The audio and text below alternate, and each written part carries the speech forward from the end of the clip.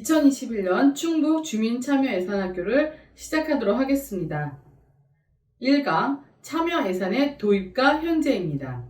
여러분들이 여기 모인 이유가 뭐죠? 네, 맞습니다. 행복해지기 위해서, 우리 충북도에서 살면서 더 행복해지기 위해서 여기 모이신 겁니다. 어떻게 행복해질 수 있을까요? 우리가 살고 있는 지역에서 생활 속 문제를 해결하면 조금은 더 행복감이 향상되지 않을까요? 네, 몸이 불편한 사람은 식당에 어떻게 가죠? 가족 중에 치매 환자가 있어서 힘들어요. 청년들도 꿈이 있어요. 도전하고 싶어요. 각종 바램들과 불만들이 가득 차 있습니다. 이런 주민들의 재정에 대한 수요, 생활 속 문제를 해결하기 위해서 지방자치단체는 정책을 수립하고 예산을 편성하고 있는 거죠.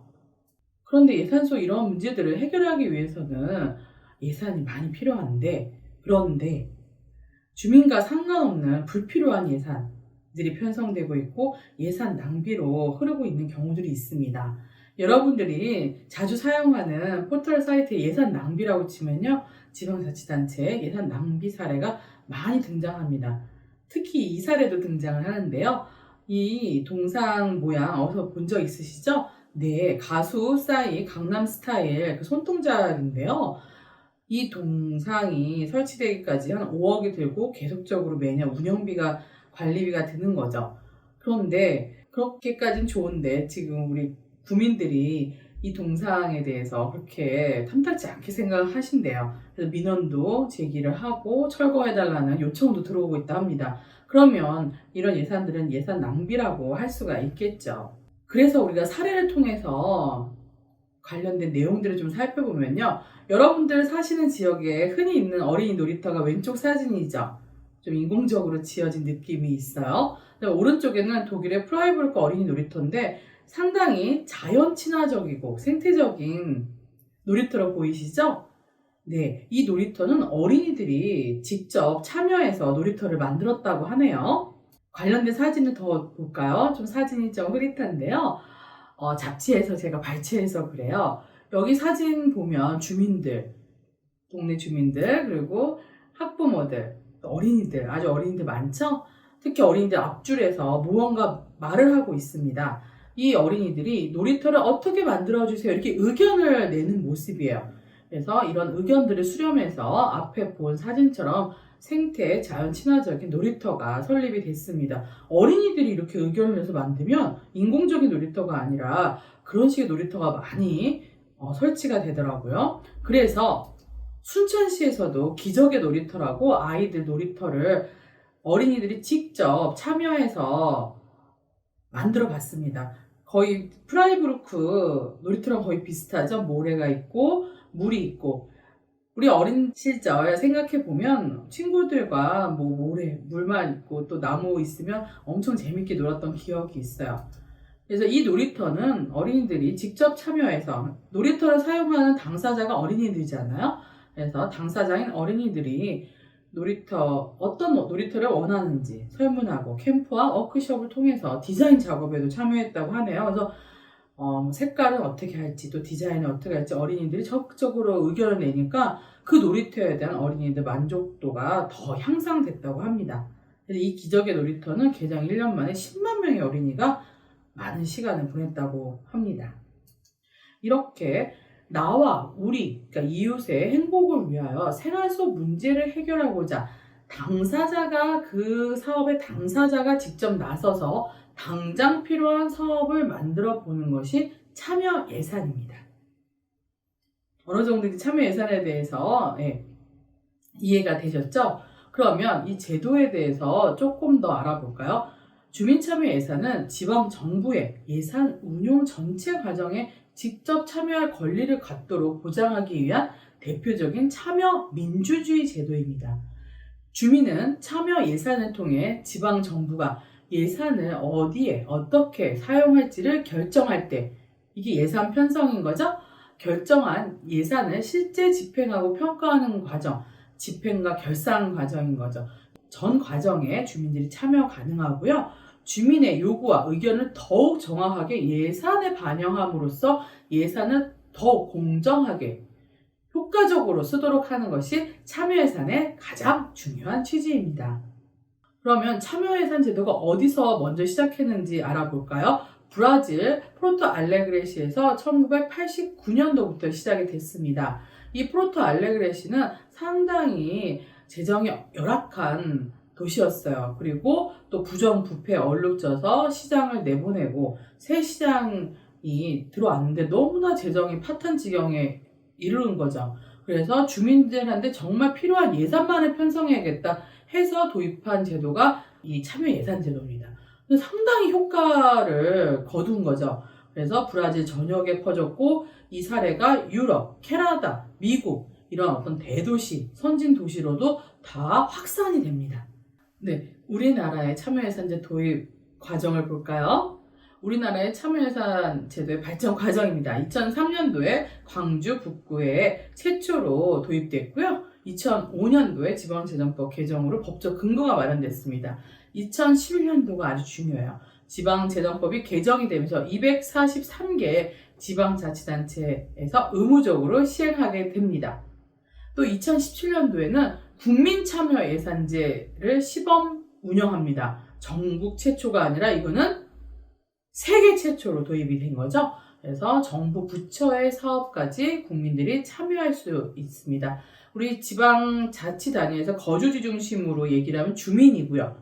충청도 중심으로 얘기하면 도민, 그리고 또 정부 부처에 관여할 때 국민참여, 국민이라는 표현을 쓰는 거죠. 그래서 국민참여예산제가 본격 시행이 2018년도에 됩니다.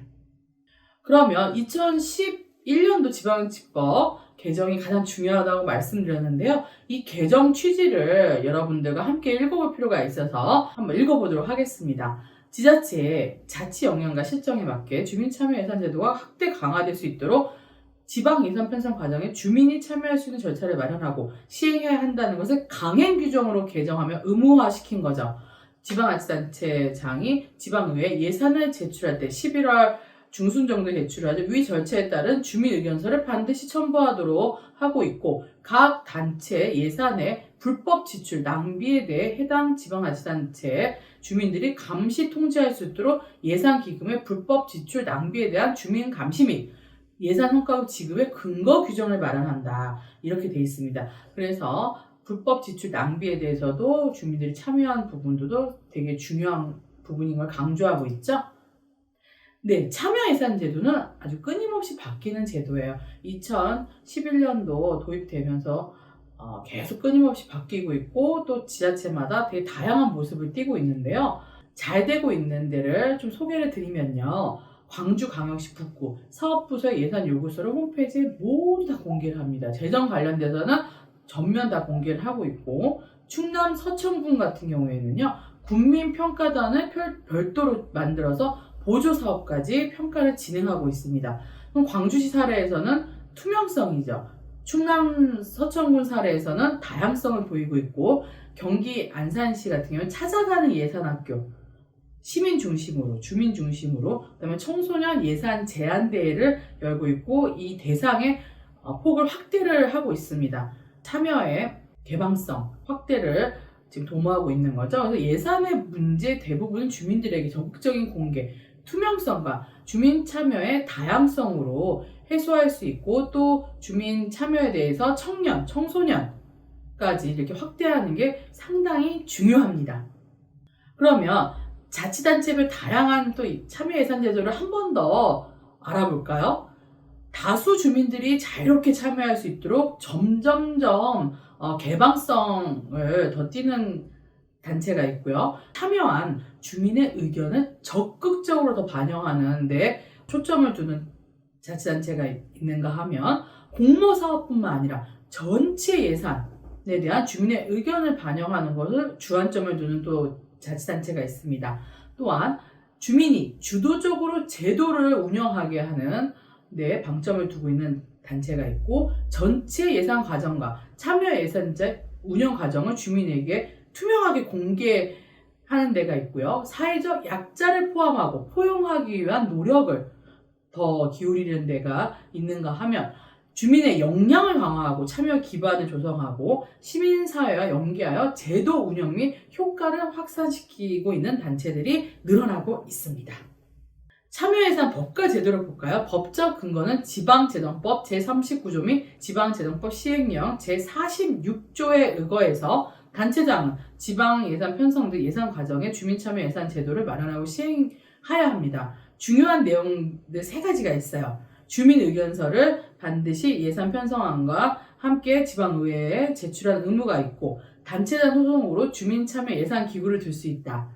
이 얘기는 주민참여 예산 위원회 또 읍면동 또 위원회도 둘 수 있는 거죠. 이게 주민참여 예산 기구고요. 참여 방법은 공청회 간담회 설문조사 또는 사업 공모 등 이런 여러 가지 방법 등으로 참여 가능하다라고 법적 근거가 명시되어 있습니다.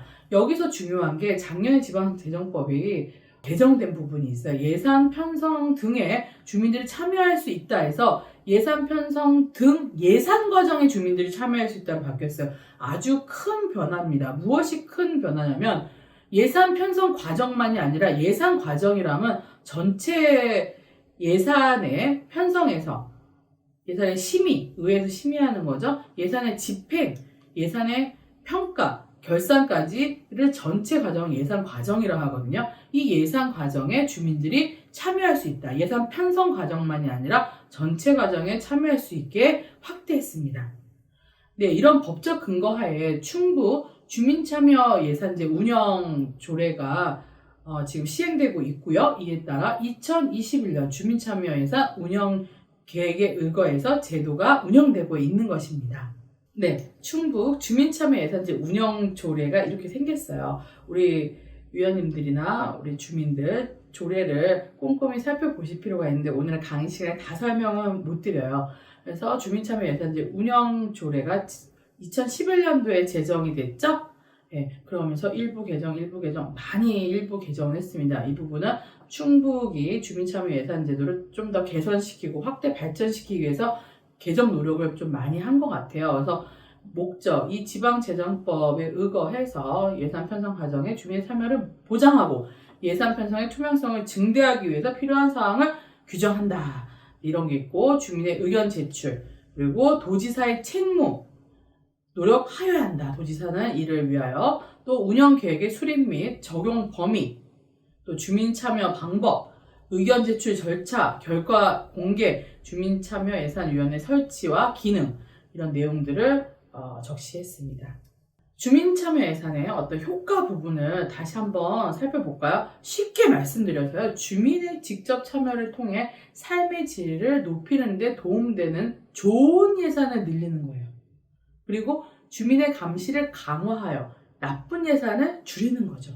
그러면 어떤 예산이 좋은 예산이고 나쁜 예산인지를 판단을 주민들이 직접 민주적으로 토론하고 결정하는 과정을 통해 풀뿌리 민주주의를 실현하고 주민자치 역량을 강화하는데 아주 제도 효과가 있습니다. 이런 부분 참여예산의 효과, 이렇게 좋은 예산, 나쁜 예산을 구분할 수 있고 또 민주주의를 실현하고 주민자치 역량을 강화한다. 이렇게 보시면 될 것 같습니다. 그러면 참여예산제도의 의미에서 항상 여러분들이 자료 보시면 재정민주주의 실현을 위해서 참여제도를 도입했다, 의미다 이런 내용을 많이 보셨을 겁니다. 그럼 제가 한번 쉽게 설명을 드려볼까요? 정치는 자원의 권위적 배분이라 합니다. 민주주의는 시민에 의한 정치죠. 그러면 민주주의와 정치를 합하면 시민에 의한 자원의 권위적 배분입니다. 또 바꿔서 정치와 민주주의는 자원 배분에 대한 시민 권력이죠.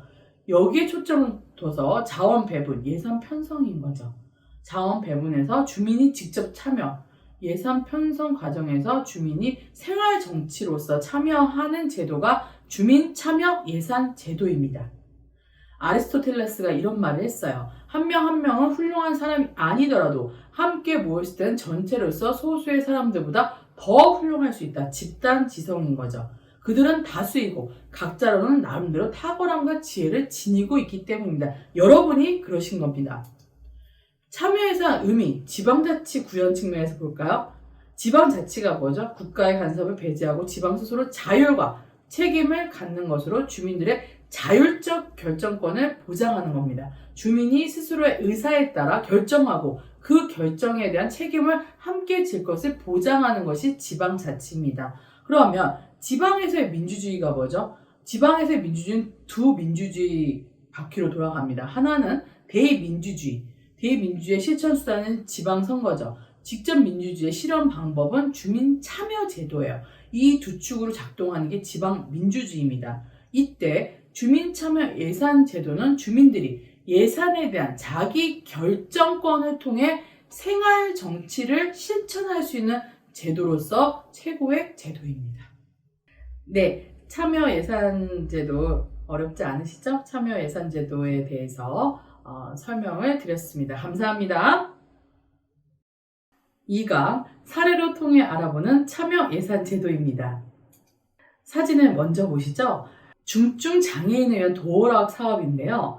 설치 전과 후 이제 간단하게 변화가 있었습니다.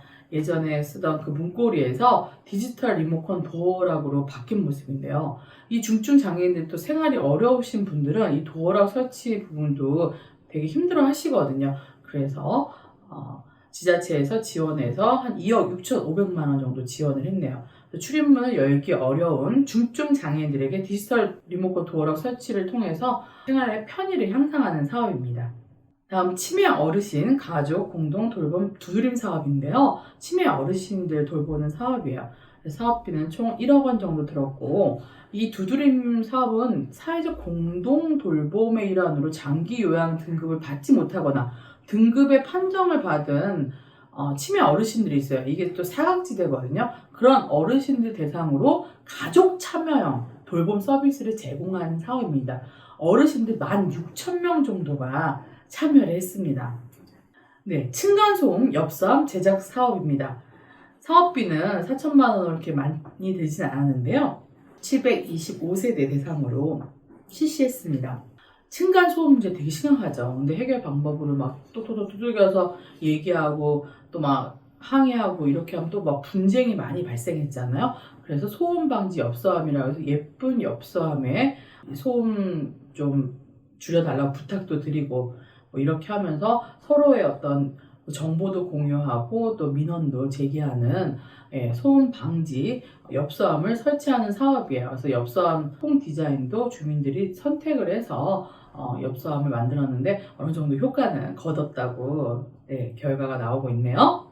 네, 주민 참여 동화책 만들기 사업입니다. 호리모 동화책 이야기는요, 세대 간의 소통을 통해 어르신 세대의 삶에서 지혜를 얻고 마을에 대한 애착심을 향상시키는 건데요. 무슨 말이냐면 어르신들은 이야기를 해주고 이야기를 들은 아이들이 또 사파를 그려서 동화책을 만든 거예요. 그리고 주제는 또 마을 관련된 주제를 다루면서 어떤 마을 공동체 관련된 어떤 사항들이 이제 향상될 수 있는 그런 차원에서 취지해서 만들어진 사업입니다. 주민 참여 동화책 만들기 아주 예쁜 동화책이 탄생을 했어요. 사업비는 뭐 1,500만 원 정도, 5건 정도 제작이 됐네요. 다음은 10cm 턱 낮춤 사업으로 세상과 소통하기 사업입니다. 사업비는 1억 원 정도 들었고요. 한 310개에서 434개 이렇게 늘려간 사업인데요. 건물에 출입구에 보면 그 턱이 있잖아요. 10cm 턱이. 이 턱이 일반인들에게는 아무렇지도 않겠지만 휠체어를 사용하고 있는 장애인들한테는 엄청난 큰 벽처럼 느껴지는 턱입니다. 여기에 경사로를 설치해서 휠체어 사용자가 이동이 편리하도록 한 사업이죠. 이 사업은 상당히 우수 사례로 많이 전파되고 있는 사업이에요. 장애 아동의 점핑 신나는 놀이터, 장애 아동의 체질 개선 및 기초 체력 증진, 정서적 안정을 도모하고자 비장애 아동과 또 장애에 대한 인식 개선하기 위해 놀이 공간 재조성 사업입니다. 아주 예쁘게 잘 꾸며져 있어요. 창골 마을 붕붕 도서관 사업입니다. 자원 재활용을 위해서 폐차 직전인 폐버스를 이용하여 도서관을 만든 건데요. 우리 어린이들이 이 도서관 너무 좋아합니다. 엄마한테 도서관 가서 책 읽고 싶다는 얘기를 적극적으로 하고 있어요. 사업비는 한 1억 원 정도 들었습니다. 물품 공유센터 설치 사업인데요. 사업비는 좀 많이 들었네요. 12억 원 정도 들었는데 이건 이제 그 건물 설치비 때문에 그런 것 같아요. 부피가 크고 자주 사용하지 않는 어떤 가정에 비치하기 어려운 공구, 생활용품들을 같이 이웃들과 공유하는 사업입니다. 사진 보이시죠? 여러 물건들을 갖고 와서 공유도 하고 나눠서 쓰고 이런 어떤 공유 물품 센터죠.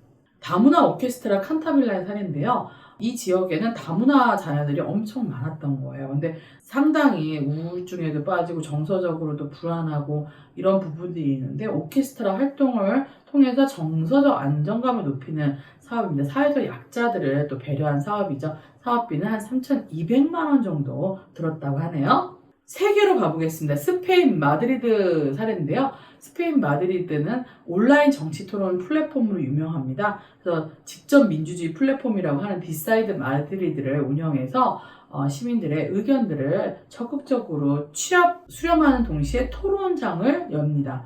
그래서 단순한 찬성 반대보다 토론을 중요시하면서 시민들의 제안, 의견을 많이 수렴하고 있는 토론의 장을 만들었고 또 플랫폼을 통해서 또 사업을 운영하기도 합니다. 어떤 사업이냐면 환경도시 등 부서별로 시민 의견들을 적극 수렴해서 나중에는 제안한 시민, 그 다음에 관련된 사업팀이, 사업부서가 같이 관련된 법안도 만들고 한다는 거예요. 그러니까 예산을 우리가 예산 제도에 참여하기도 하지만 이 법안을 만드는데 주민들의 의견을 수렴하는 제도로서 활용하고 있다고 하네요. 디사이드 마드리드를 통해서 또 중요한 하나 프로젝트가 있었어요. 마드리드 광장을 리모델링 하는 건데 지금 서울시도 광화문 광장 리모델링 하고 있고 충북에도 이런 광장이나 공원, 큰 공원들을 조성을 할 겁니다. 리모델링 하거나 이럴 때 시민들의 의견을 적극적으로 반영을 하고 투표를 통해서 결정을 하는 이 모습을 보이고 있습니다. 다음 독일입니다. 독일은 주민 참여로 건축하고 에너지를 생산하는 세계 최초 태양광 경기장을 보유하고 있다고 하네요. 주민들의 참여를 통해서 친환경 경기장을 만들었는데 세계 최초예요. 태양광 패널 설치 태양열로 모든 경기장에 전기를 공급을 합니다. 또한 주민 참여를 통해서 재정 조달도 하고 건축 참여도 하고 또 돌아가서는 주민들에게 6%의 이윤을 배분하기도 했습니다. 그래서 이를 통해 자체 순수익이 6,200만 유로가 되고 이를 통해 또 일자리 창출도 가능했다는 결과가 나오네요. 이 경기장이에요. 슈바츠발트 스타디움인데요. 이게 주민들의 적극적인 참여로 만들어진 이윤 배분형 경기장입니다. 저게 태양광 패널이에요. 다음 스위스. 직접 민주주의의 꽃은 스위스에 있어요. 생활의 정치와 정치의 생활화를 구호로 가장 순수한 형태의 직접 민주주의를 구현하고 있는데요.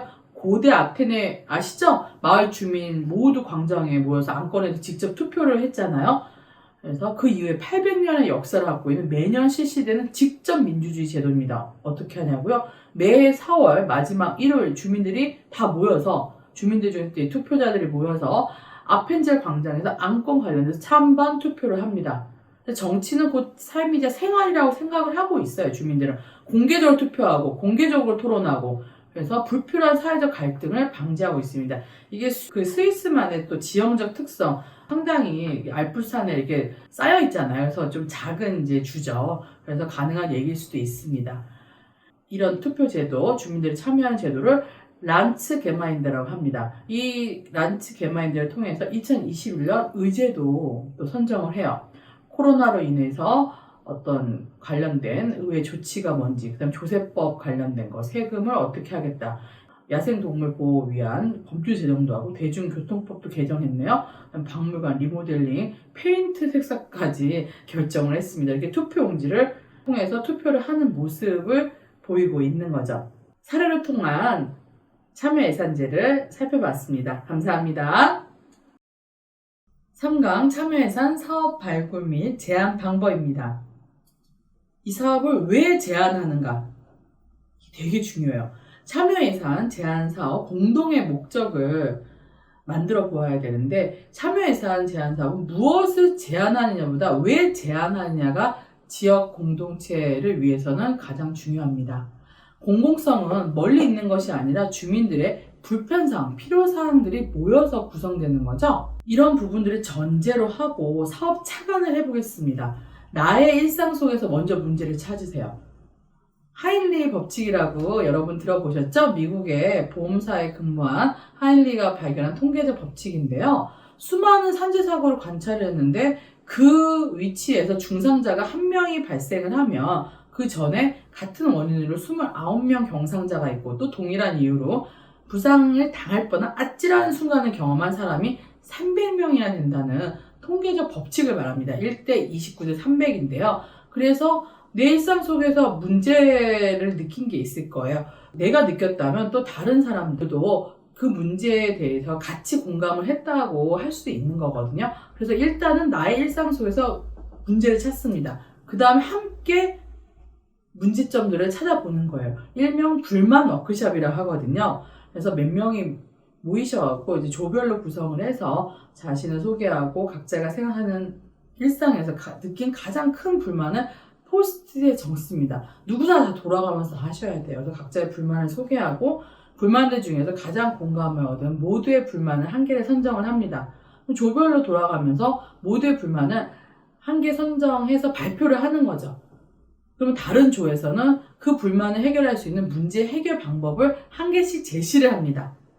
그래서 불만을 해결하는 문제 해결 방법을 모두가 볼 수 있게 전지에 구체적으로 작성을 합니다. 그러면 불만은 현황 및 문제점이 되고 문제 해결 방법은 개선 방안이 되겠죠. 요 현황, 문제점, 개선 방안 요 세 가지만 있으면 사업 제안서를 충분히 쓸 수가 있습니다. 예를 들어 볼까요? 모두의 불만 이제 채택입니다. 보행 안전이 우리 도시는 미흡해. 그래서 문제 해결에는 안전한 보행길 구축. 안전한 보행길 구축이 되게 애매하죠. 되게 추상적이죠. 그래서 전지를 펴놓고 구체적으로 토론을 통해서 적어가면서 안전한 보행길을 위해서 해야 되는 사업들, 장애인을 위해서, 여성을 위해서, 아이를 위해서 할 수 있는 사업들이 무엇인지 전지에다가 다 구체적으로 의견이 나올 때마다 작성을 합니다. 그래서 문제 해결 아이디어를 구체화하는 거죠. 안전한 보행길을 구축하기 위해서 횡단보도도 설치하고 장애인 이동도 보장하고 과속 방지책도 설치한다. 그래서 이렇게 구체적으로 전지에 쓰면 좋을 것 같아요. 그러면 이제 사업 차관을 했는데 기존 사업에 이런 게 있지 않을까? 이런 의구심이 들 수도 있죠? 그러면 행안부 사이트 지방재정 365 사이트로 들어가면 네이버, 구글 다음에 치시면 나와요. 지방재정통 전문통에서 집행세부사업별 세출 현황이라는 코너가 있습니다. 이 코너로 들어가서 충북 본청 회계 전체를 잡아서 관련된 이제 사업을 찾아보는 거예요. 그럼 보행 관련돼서 관심이 있어서 보행을 검색을 했습니다. 보행 관련된 사업들이 쭉 뜨죠? 그럼 이 사업들과 내가 지금 착안했던 어떤 아이디어들이 중복이 되는지 유사한 건지 한번 볼 필요가 있습니다. 이 중에서 한 사업을 클릭을 해서 열어보면요. 이렇게 떠요. 안전한 보행환경 조성 사업. 도로가에서 운영하고 있는데요. 사업비 211억, 그리고 사업 목적, 사업 규모 이렇게 다 있죠. 그래서 이미 있었네, 이 사업에. 그러면 이 사업에서 좀 더 빠진 내용들을 더 채워둘 수도 있겠네. 이렇게 고민할 수가 있죠. 그래서 여러분들이 사업 제안서를 하면 이 담당과에서 또 나와서 상의를 하게 되거든요. 협의를 하게 됩니다. 그때 유사 중복 사업들은 제안하지 마시고 없었던 사업들을 또 제안하시면 좋을 것 같습니다.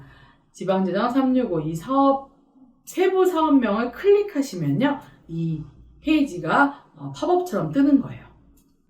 네, 사업 제안 우수 사례를 알아볼까요? 먼저 스마트 도서관 무인 도서 대출 반납기 설치입니다. 우리가 바쁜 일상 속에서 본 책을 대출 받은 책들이 있잖아요. 도서관에서 반납할 때도 수고로움이 있습니다. 그래서 여러분들이 자주 가는 대형마트나 주로 이렇게 가시는 곳이 있잖아요. 거기에 반납기를 설치하는 건데요. 여러 군데에서 이 스마트 도서관 설치를 하면서 시민들이 많이 편리해졌다고 하네요. 여러 지역에서 사용할 수 있는 사업이라서요. 다수 시민들의 편익을 증대하는 데 아주 도움이 된 사업입니다.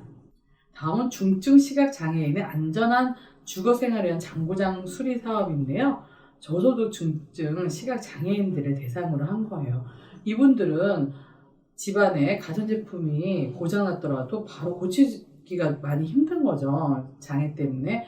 그래서 전문 수리기사가 가정 방문을 통해서 이런 것들을 수리해주고 보수 정비를 해주는 서비스입니다. 사회적 약자들을 배려하는 사업인 거죠. 네, 교육 프로그램인데요. 교실로 찾아가는 청소년 노동인권 교육입니다. 이 교육을 충북도 내에서도 여러 지역에서 청소년 대상으로 실시를 하면 노동인권 의식이 좀 향상될 것으로 보여집니다. 좀 빠른 속도로 제가 진행을 또 하도록 할게요. 공공 와이파이 설치 사업인데요.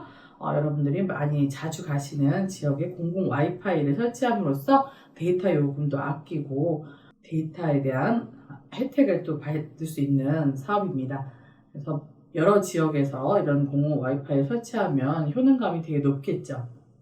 수경시설 수질 개선 보수정비 사업인데요. 이 사업은 행정에서도 계속적으로 하는 사업이긴 하지만 이 사업을 특별히 소개해 드리고 싶은 거는요. 이 노후 수경시설 재정비 관련돼서 시민의 안전과 생활 환경 부분이 되게 중요한 거죠. 이때 시민들의 의견을 제시를 해서 이런 환경 개선 사업을 하면 더 좋다는 것을 좀 강조하고 싶어서 이 사업을 제시했습니다. 그러면 앞에 제시한 우수사항들을 좀 보면요. 다수의 시민들의 편익을 증대하는 데 좀 사업 제안을 했으면 좋겠고 사회적 약자를 좀 배려했으면 좋겠습니다. 또한 제일 중요한 거는 생활 속 문제를 해결하는 데 효능감이 높은 사업을 제안하면 좋겠습니다. 사업 제안 미흡 사례를 좀 살펴볼까요? 먼저 가로등 보완등 설치 정비 사업이에요. 이 사업은 기존 행정 집행기관에서 연례 반복적으로 하는 계속 사업입니다. 이런 사업들은 주민참여 예산으로는 좀 적당하지 않은 것 같아요. 또한 시민과 함께하는 금귤산 등산로 정비 사업도 마찬가지인데요. 이 사업도 또 연례 반복적으로 집행기관에서 해오고 있는 사업들입니다. 그래서 이런 사업들은 좀 중복될 소지도 있고 그래서 주민참여 예산으로는 좀 적절치 않아 보입니다. 문화센터 옥상공원 조성인데요. 이제 충북도가 되게 크잖아요. 근데 특정 지역의 특정 공간에만 이렇게 혜택을 주는 건 좀 적절치 않아 보여서 이런 특정 지역에 공원을 설치하는 건 좀 바람직하지 않다. 이제 이런 의미에서 사업 미흡 사례로 선정을 된 것 같네요. 또 우리 동네 시공원 가꾸기 사업이에요. 앞서 말씀드린 것처럼 가로등 보완등 등산로, 시공원도 마찬가지인데요. 집행기관에서 계속 사업으로 공원 조성 가꾸기 사업들은 하죠. 그래서 이런 사업들을 굳이 이 또 사업비가 엄청 큽니다. 그래서 이런 사업비들을 주민참여 예산으로 제한하는 거는 좀 부적절한 걸로 보입니다. 그래서 산책로 정비를 할 때 여러분들이 의견을 적극적으로 좀 제시하는 수준으로 하면 어떨까 싶습니다. 이용자 중심으로 설계하는 게 되게 중요한 거죠. 네, 문제사항 및 개선사항에서는 문제사항들 시민 참여가 부족한 부분들이 있다 사업에 그리고 유사 중복된 사업들로 집행기관이 이미 계속 사업을 하고 있는 사업들이 있고 그리고 특정 지역에 수혜가 되는 편중된 지원을 하는 것들은 적절하지 않다. 이렇게 문제점들을 들여다봤습니다. 네, 그럼 사업 제안 전에 7가지 차관사항을 알아보도록 하겠습니다. 먼저 사업의 시급성이에요. 주민들의 요구를 반영한 시급한 사업은 무엇인가? 사업의 우선순위죠. 사업의 필요성, 주민들의 생활 속 문제를 해결하기 위한 필요한 사업인지, 사업 목표가 적합한지 이런 부분들을 따져볼 필요가 있는데요. 사업의 시급성과 필요성을 합쳐서 당장 필요한 사업인가? 이게 제일 중요합니다. 사업 제안을 할 때. 그리고 사업의 타당성, 이 사업이 지자체가 수행할 수 있는 사업인가? 그리고 수행했을 때 재정 소요는 어느 정도가 적정한가? 예산 절감 차원에서 들여다봐야겠죠? 그리고 기존 지자체가 하고 있는 사업과 유사 중복이 없는지도 예산 절감 차원에서 살펴봐야 될 것 같습니다. 그러면 사업의 시급성, 필요성, 타당성 이 3가지가 제일 또 중요해요. 이 부분을 우선적으로 고려했으면 좋겠고 다음은 공공성입니다. 이 사업이 특정인에게, 단체에게, 특정 지역에 편중 지원되지 않았는지 이런 부분들을 볼 필요가 있고 또 이 사업의 공공성을 위하여 성평등, 사회적 공익, 사회적 약자를 제고했는지도 따져볼 필요가 있죠. 그리고 사업의 민주성, 주민들의 의견을 수렴하였는가, 또 주민 다수의 문제의식이 반영되었는가, 또 사업의 집행에 있어 주민 참여 가능성이 있는지도 사업 제안 전에 좀 착안해 보시면 좋을 것 같습니다. 다음은 사업의 효율성입니다. 사업의 목표를 달성하기 위해서 사업의 방법은 여러 가지가 있어요. 시설을 설치하거나 프로그램을 실시하거나 행사를 개최할 수가 있는데 이 사업의 방법이 어떤 게 제일 적정한지를 결정하셔야 될 것 같고요. 그리고 이 목표를 달성하기 위한 추진 체계, 인력은 어느 정도가 적절히 배치가 돼야 되는지도 보시면 좋을 것 같습니다. 또한 사업의 효과성입니다. 이 사업의 계획대로 성과가 달성될 수 있는지를 볼 필요가 있죠? 네, 그럼 지금까지 7가지 다시 한번 언급해 볼까요? 사업의 시급성, 필요성, 당장 필요한 사업인지, 사업이 타당한지, 사업의 타당성, 그리고 사업의 공공성, 사업의 민주성, 사업의 효율성, 효과성, 이런 부분들을 반드시 착안해 주셨으면 좋겠습니다. 그러면 사업 제안서 작성에 바로 들어가 볼까요? 사업 제안서를 작성할 때 사업명은 추진 내용이 연상될 수 있도록 간결하고 구체적으로 작성하실 필요가 있습니다. 구체적이란 말 때문에 길게 쓰신 분도 있는데요. 간단 명료하게 사업명을 작성해 주세요. 사업 위치 및 아니면 사업 대상이 될 수가 있겠죠. 충북도는 광역단체잖아요. 그래서 특정 지역에 국한된 내용은 기초자치단체 사무일 가능성이 되게 높거든요. 도서관이 아니기 때문에 부족한 사업으로 판단될 수가 있기 때문에 최소 기초지역 2개 지역 이상의 사업 내용으로 사업 제안을 해주시면 좋을 것 같고요. 충북도 전역으로 작성해 주시면 더욱더 좋고, 특정 시군에서 추진하여야 될 것 같은 사업은 시범사업으로도 제시하시면 좋을 것 같습니다. 네, 사업 대상입니다. 사업 내용과 위치에 따른 해당 지역 주민들 외에도 이 지역을 찾는 관광객, 관련 업계 종사자, 관련 효과 등으로 보다 다양한 구성으로 작성하시면 좋을 것 같고요. 소요 사업비, 세부 산출 내역 이런 것들은 단가 수량을 기재하시고 통계 자료로 뒷받침하면 좋겠죠? 그리고 읍면동 사무소나 시군청에서 도움을 받을 수 있으실 겁니다. 또 사업 목적 및 취지입니다. 현재 문제점 또는 부족하거나 또 부재하고 없는 사항이 무엇인지 살펴보시고 어떤 불편사항 등을 야기하는지에 대해서 구체적으로 제안 배경, 제안 취지를 작성해 주시면 됩니다. 네, 사업 내용 중에 부적합 사업을 좀 살펴볼까요? 먼저 단년도 사업을 하셔야 되고요. 총 50억이 넘으면 안 됩니다. 그래서 계속비 사업은 불가능하고 50억 이내에서 사업 제안을 하셔야 되고요. 행사성 및 소모성 사업은 좀 불가합니다. 또한 계속사업, 국비 보조사업은 지향하셔야 되고요. 특정 단체를 밀어주는 프로그램 사업은 좀 곤란하겠습니다. 또한 사업체가 특정 제품 판매를 목적으로 요구한 사업, 이런 부분들도 꼼꼼히 따지시면 좋을 것 같고요. 사업 효과가 특정 단체에게 이익으로 돌아가는 사업은 불가하고요. 인건비 및 경상적 경비 관련돼서 운영비 이런 것도 불가합니다. 기타 사항은 또 예산가에 적극적으로 문의해 주시면 될 것 같습니다. 네, 그러면 사업 제안서 실제로 한번 써볼까요? 저는 폐지수거 어르신 안전망 구축 사업으로 사업 제안서를 작성해 봤습니다. 네, 사업명은 폐지수거 어르신 안전망 구축, 사업 위치 대신 사업 대상을 썼고요. 폐지수거 어르신 약 300명을 대상으로 한다. 사업비는 한 3천만 원 정도로 2021년 사업부터 11년까지 약 1년 정도 사업을 하고요. 필요성은 폐지 등 재활용품 수거로 생계를 이어가는 어르신들이 있는데 길거리 도로 등에서 교통사고 위험에 노출되어 있습니다. 안전용품 지급 및 교통안전 교육을 실시를 통해 어르신 안전사고 예방을 하는 게 필요하다. 이렇게 필요성을 밝혔고요. 사업 내용은 2가지로 크게 나눴어요. 폐지수거 어르신이 눈에 잘 띄도록 야간 안전용품을 지급한다. 그래서 관련돼서 내용들을 더 구체적으로 적시를 했고요. 기재를 했고요. 그 다음에 2번째는 폐지수거 어르신의 의식변화 및 위기 상황 대처에 대한 교육안전교육 실시로, 이렇게 교통안전교육 실시로 잡았습니다. 그래서 사업 내용은 2가지 크게 구분을 했고 이 2가지에 대해서 구체적으로 내용들을 정리를 했습니다. 그다음에 기대효과는 안전용품 지급 및 교통안전교육 실시를 통해서 어르신 안전사고를 예방하겠다.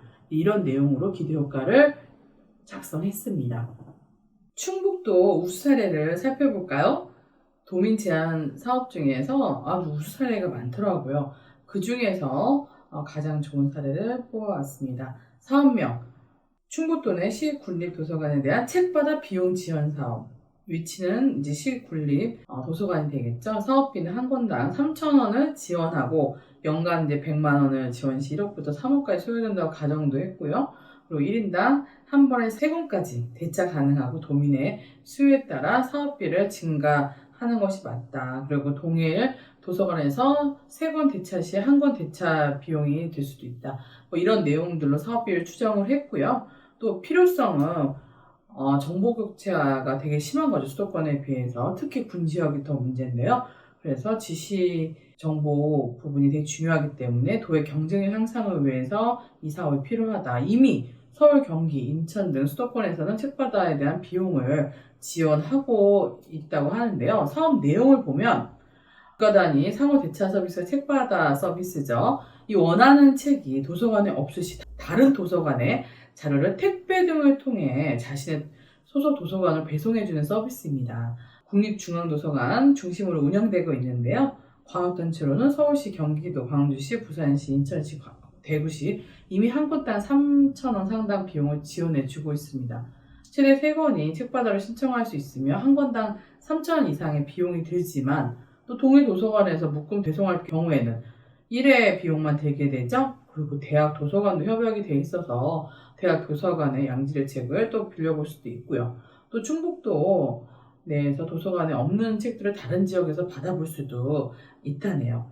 그래서 다른 광역단체처럼 도에서 예산이 지원된다면 우리 도민들이 책바다를 이용할 때 고비용을 내지 않고 저비용으로 더 많은 책을 빌려볼 수 있다고 사업 내용과 필요성을 적절하게 잘 작성해 주셨습니다.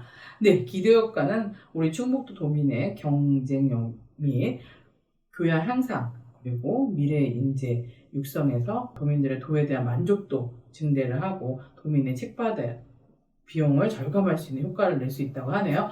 아주 좋은 제안을 해주셨습니다. 네, 이상으로 사업 제안에 대해서 살펴봤고요. 네, 감사합니다. 4강 지방재정과 충북 예산의 이해입니다.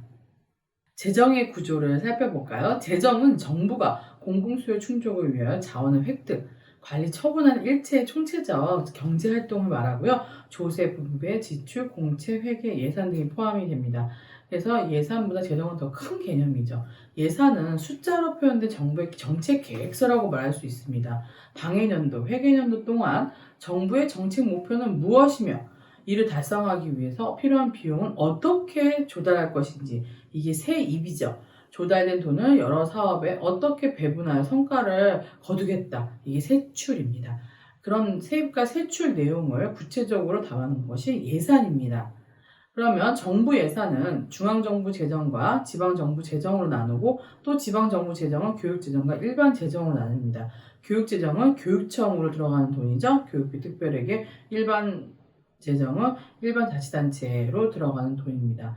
그래서 일반 재정은 일반 회계, 특별회계, 기금으로 분류가 되고 또 특별회계는 공기업 특별회계, 기타 특별회 이렇게 구분이 됩니다. 간단하게 구조를 머릿속에 그려보시면서 또 구체적으로 알아볼까요? 지방 재정의 3대 기능입니다. 재정 계획 기능, 정책 형성 기능, 회계적인 통제 수단으로서의 기능이 있는데요. 재정의 계획 기능은 주민에 대한 행정 서비스의 실현을 위하여 필요한 경비와 재원 조달 전망을 명확히 한 계획이고요. 그리고 정책 형성 기능은 한정된 재원을 주민들의 필요에 근거해 각종 사업 시책의 적절성, 우선순위 등에 따라 어떻게 배분할지 예정되어 있는 시책이 일람이라고 생각하시면 되고요. 그리고 회계적인 통제 수단, 예산의 의결에 의해 의회가 단체장에게 예산을 집행하는 권한과 함께 의무와 책임을 부여하게 되는 게 회계적인 통제 수단이라고 말할 수 있겠죠. 그래서 지방 재정의 3대 기능, 재정계획, 재정 형성, 회계적인 통제 수단으로서의 기능을 좀 아셨으면 좋겠고요. 재정의 흐름을 보겠습니다. 쉽게 한번 설명해 볼까요? 이 표는 엄청 복잡하게 보이죠? 쉽게 여러분들이 세금을 냅니다. 그다음에 세금을 낸 만큼 주민 행정복지 서비스를 받아야 되죠. 그러면 세금을 내는 것, 국가에도 내고 또 지방에도 냅니다. 그래서 국세가 더 많죠. 그래서 74대 25.9 정도 이렇게 지금 국세 대 지방세 비율이 자리 잡고 있는데요. 중앙 정부는 국세를 많이 걷어들이기 때문에 교부세와 보조금을 통해서 지방 정부를 지원해 줍니다. 교부세 같은 경우 한 52조 정도 되고요. 보조금은 그 이상 65조 정도 돼요. 그래서 교부세는 지방 정부에 내려오면 자주재원으로서 쓰여지고요. 보조금은 특정 목적에 매칭해서 보조가 되는 금액입니다. 그래서 보조금, 교부세 합해서 110조 이상을 지방 정부를 지원을 하고 있습니다. 이랬을 때 지방 정부의 재정 형편에 다 다르죠. 재정 형편이. 그래서 재정 형편을 가늠해서 교부세와 보조금을 지원을 합니다. 또 중앙정부는 교육청으로 지방재정 교부금을 60조 정도를 지원하고 있습니다. 여러분들이 알고 계시는 누리과정 이런 것들은 유아교육 지원, 특별하게 전출금을 통해서 지원되는 거고 지방정부는 또 교육청으로 또 전출금이 있습니다. 대략 14조 정도 되죠? 이렇게 아시면 될 것 같고요. 그래서 지방정부는 중앙에서 내려보낸 교부세, 보조금, 그 다음에 지방세로 들어오는 주민세, 재산세 이런 게 지방세죠? 이런 지방세를 걷어들이고 또 그 외에 기타로 세액 수입을 걷어들여서 세입을 형성을 하고 이 세입을 통해서 주민들에게 행정 서비스 지출을 하게 됩니다. 이런 행정 서비스 등 지출을 세출이라고 하는 거예요. 그래서 주민들은 앞서 말씀드린 것처럼 본인들이 낸 세금만큼 또 행정 서비스, 복지 서비스를 돌려받게 되는 구조입니다. 이게 재정의 큰 흐름이라고 볼 수 있습니다. 그래도 헷갈리신다고요? 뒤에 가면 좀 더 제가 자세하게 설명을 드릴게요. 먼저 지방재정 구조는 일반회계, 특별회계 기금으로 구성이 되어 있고 교육청인 교육재정은 교육비 특별회계로 구성이 되어 있습니다. 제가 일반 지방자치단체만 좀 설명을 드릴게요. 일반회계 대부분의 예산을 편성합니다. 일반 회계에는 세입, 세출로 나눠져 있죠. 세입은 여러분들이 낸 세금으로 형성이 된 거고 여러분들에게 주민들에게 행정 복지 서비스를 위해서 분야별로 세출을 형성을 합니다. 그러면 세입에는 지방세, 세수입 이게 자체 재원이죠. 지방세는 주민세, 재산세, 취득세 이런 게 다 지방세고요. 여러분들이 충북도의 공공시설을 사용하거나 관련된 수수료 이런 것들이 다 세외수비로 잡히는 겁니다. 그리고 지방교부세는 중앙정부에서 지방으로 교부하는 돈이고요. 그리고 조정교부금은 충북도에서 청주시로 만약에 그 교부를 한다. 그럼 조정교부금이라고 합니다. 그리고 정부에서 보조금 형식으로 내놓는 게 국고보조금이고 또 충북에서 청주시로 도비 보조금을 또 지원을 합니다. 그 외에 지방채는 채무를 뜻합니다. 이렇게 간단하게만 아시면 되고요. 세출은 행정, 질서 및 안전, 교육, 문화 및 관광, 환경보호, 사회복지, 보건 이렇게 13개 분야 52개 부문으로 구성이 되어 있습니다. 그래도 좀 어려우시다고요? 그래서 세입하고 세출로 이렇게 구분이 되어 있고 세입에는 이런 항목이 있구나 이런 부분만 좀 아시면 될 것 같고요. 공기업특별회계는 이미 여러분들 아시고 계세요. 상하수도 사업소 이런 거 있으시죠? 그게 공기업특별회계. 그리고 기타 특별회계는 특정 목적에만 쓰여질 수 있도록 의료보호, 도시재생 이렇게 주차장 특별회계 이렇게 특별회계를 설치를 하고 그 외에 특별회계 성격과 좀 비슷하게 기금을 특정 목적에 근거해서 설치를 하게 됩니다. 이렇게 흐름을 아시면 될 것 같고요. 지방재정 구조에서 자체재원이 지방세 세액 수입이고 채무가 지방채, 의존재원 또는 이전재원이라고 합니다. 중앙에서 지방으로 이전했다. 지방 입장에서는 지방이 중앙에 의존한다. 그래서 지방교부세, 국고보조금이고 광역기초관, 조정교부금과 시도비 보조금이 있습니다. 네, 세입구조는 조세와 지방세와 세액 수입으로 나눠진다 했죠. 이를 자체 수입이라고 하는데요. 조세는 국세 대 지방세로 나눠져 있습니다. 내년까지 7대3 구조로 재정 분권이 진행이 되고 있고요.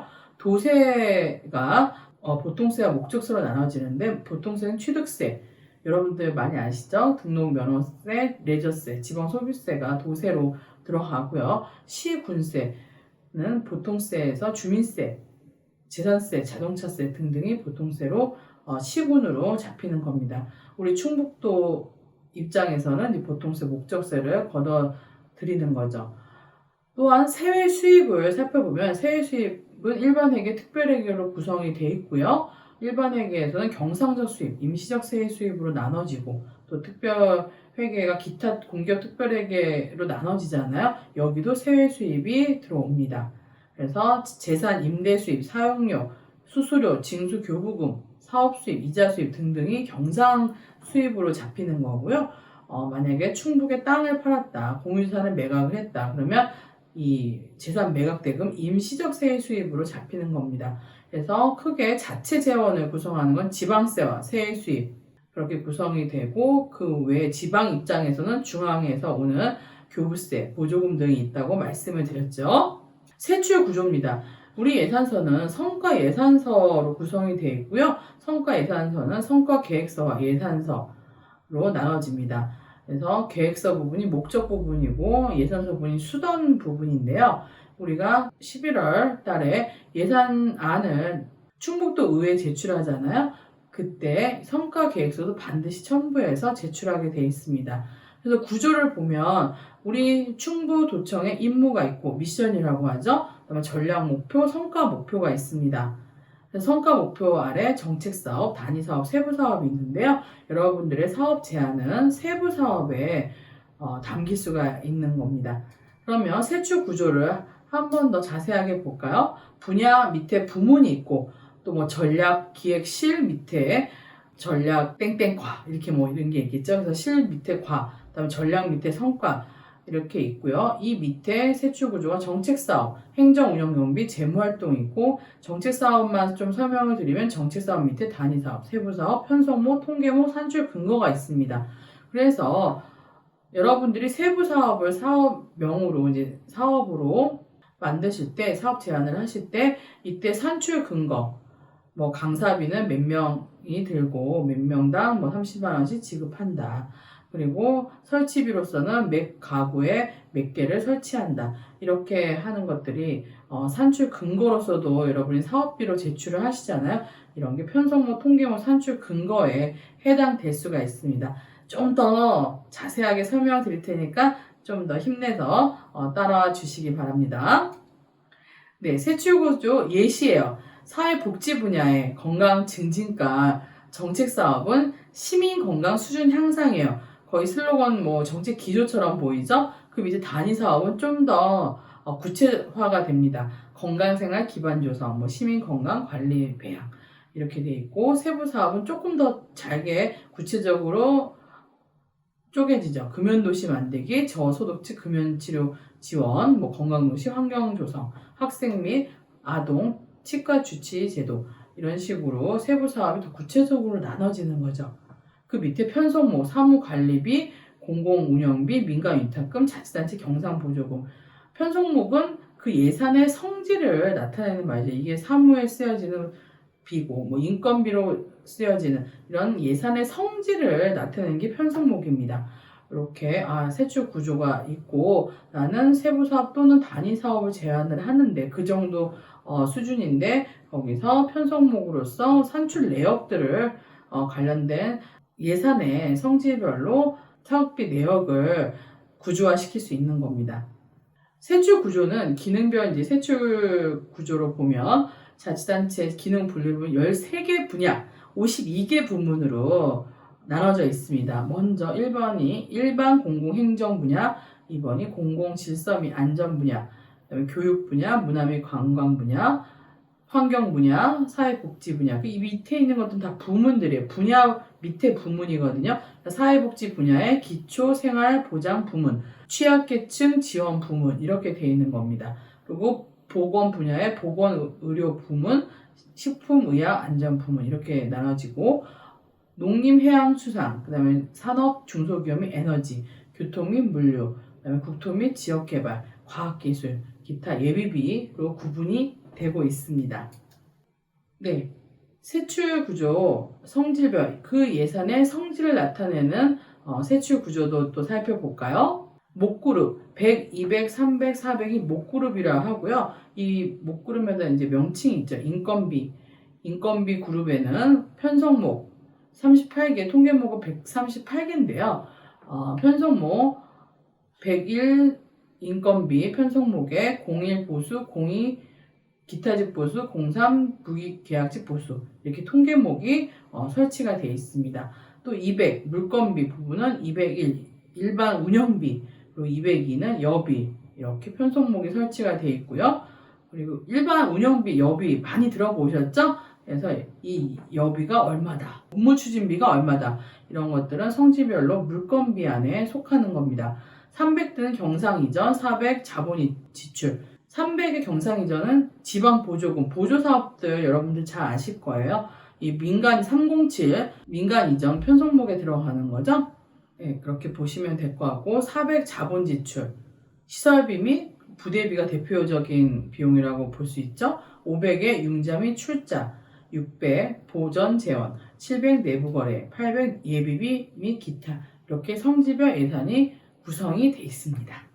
예산의 주기를 보면 이제 3년 주기인데요. 2021년 예산안은 2020년 11월 달부터 12월 달까지 심의를 했죠.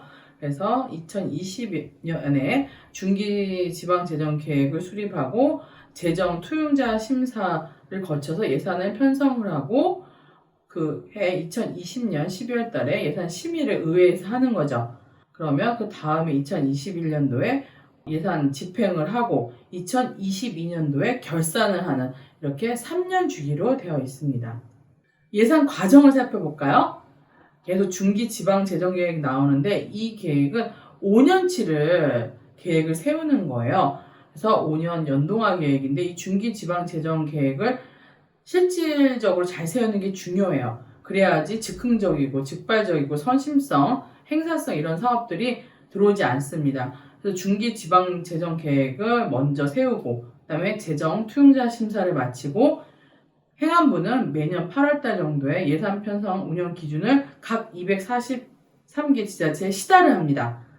그다음에 이 시달을 받은 후 지방자치단체는 예산 편성을 시도 광역단위는 11월 11일까지, 시군구는 11월 21일까지 예산 편성안을 작성을 하고 의회로 넘깁니다.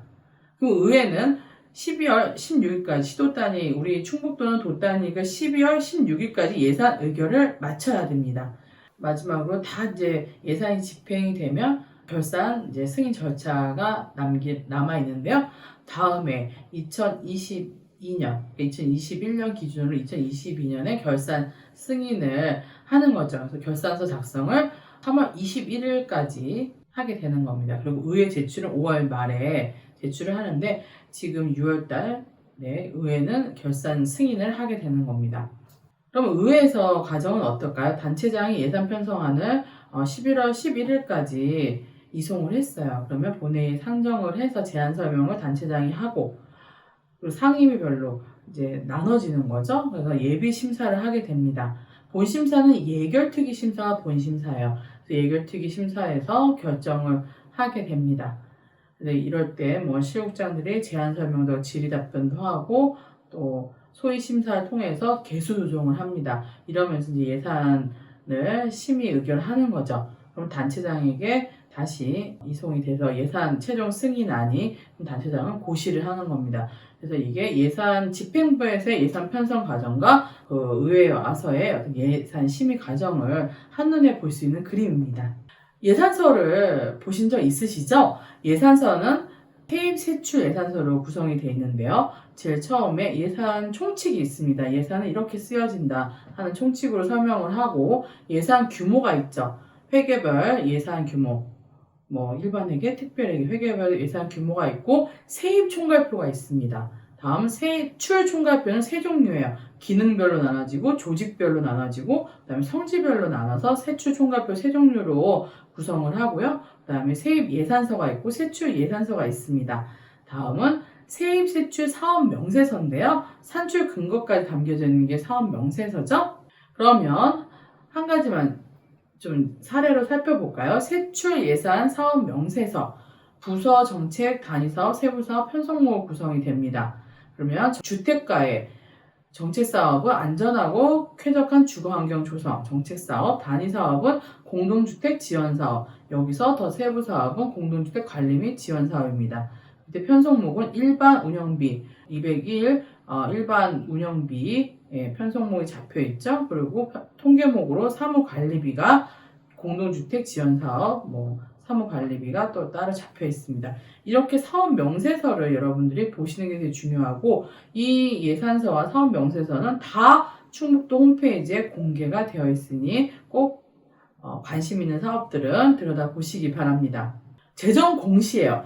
충북도청 홈페이지에 재정 공시라고 검색을 하면 쉽게 찾을 수가 있는데요. 이 재정 공시는 충북도의 재정에 대해서 한눈에 다 볼 수 있게 정리가 되어 있는 겁니다.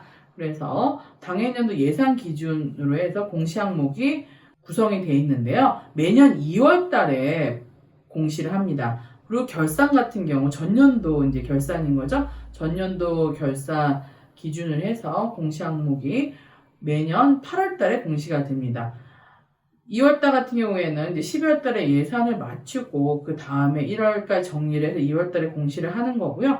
매년 8월 달에 6월 달에 결산 승인이 있잖아요, 의회에서. 그 이후에 매년 이제 8월 달에 공시를 하는 거죠.